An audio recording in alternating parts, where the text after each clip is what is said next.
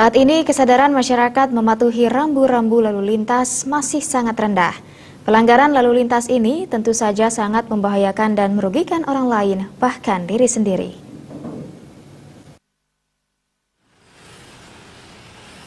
Berbagai kebijakan telah dikeluarkan instansi terkait guna menanggulangi kemacetan lalin dan membuat nyaman pengguna jalan.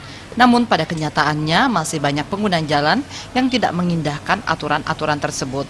Berbagai pelanggaran kerap dilakukan, ironisnya kelalaian tersebut tak jarang merugikan orang lain hingga berakhir dengan kematian.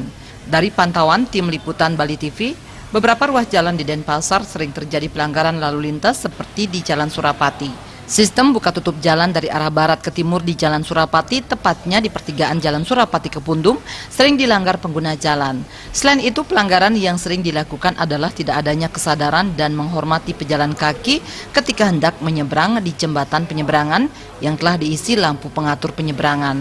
Rekayasa arus di Simpang Akasia dan Jalan Hayam Wuruk juga sering dilanggar pengguna jalan yang mengakibatkan terjadi penumpukan kendaraan hingga macet tak terhindarkan. Selain menggunakan fasilitas atau berkendara di jalan raya, pengendara hendaknya berkewajiban mematuhi rambu lalu lintas. Mempraktekkan tertib lalu lintas bukan sekedar mencerminkan kepribadian diri sendiri, namun juga menekan kecelakaan berlalu lintas. Agung Ria, Bali TV.